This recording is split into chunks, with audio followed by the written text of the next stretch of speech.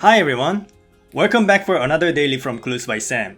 Today is Sunday. You know what that means? Alright, let's get started. Vicky has more criminal than innocent neighbors. Mark Paul as a criminal. There are as many criminals as innocents below Katie. Mark Vicky as innocent. Exactly one innocent in row 3 is neighboring Hilda. There are 3 people in row 3 neighboring Hilda and there's exactly one innocent among them. If you look at Will's clue, there should be 5 criminals neighboring Paul. We currently have 3 criminals and 2 unknowns, so we can mark both of them as criminals. Paul and Rob have 2 innocent neighbors in common.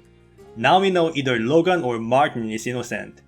Remember that there's exactly one innocent among these 3, so Katie must be a criminal. We can follow the exact same logic for Rob's clue and mark Noah as a criminal. There are a total of 4 innocents in rows 3 and 5.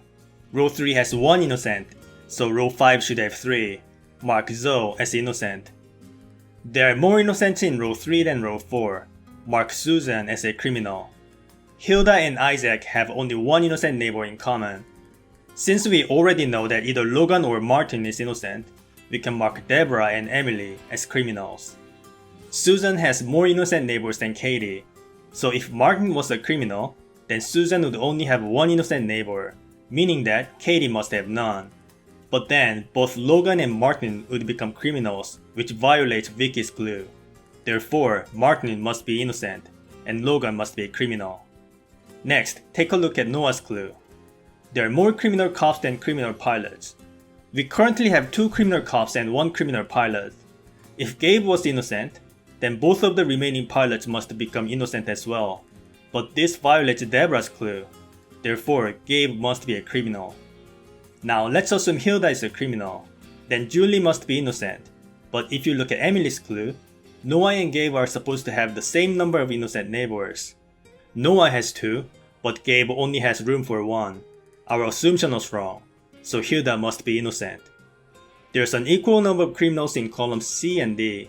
Before I explain, I need to point out that it's easier to deduce Yuli first, but I kind of did this backwards and started from Adam instead. Let's assume Adam is innocent.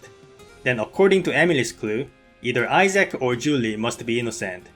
But Yuli cannot be innocent because that violates Gabe's clue. So this is the only possible state. And again, following Gabe's clue, Frank will need to be innocent. However, if you look at Martin's clue, there's supposed to be more criminals than innocents in row 1. We have 2 innocents and 2 criminals in row 1, so we violated Martin's clue. Our initial assumption led to a contradiction. Therefore, the opposite must be true. Mark Adam as a criminal. And now we know Isaac and Yuli must be criminals as well. And Frank also. And that finishes today's puzzle, solved in 6 minutes.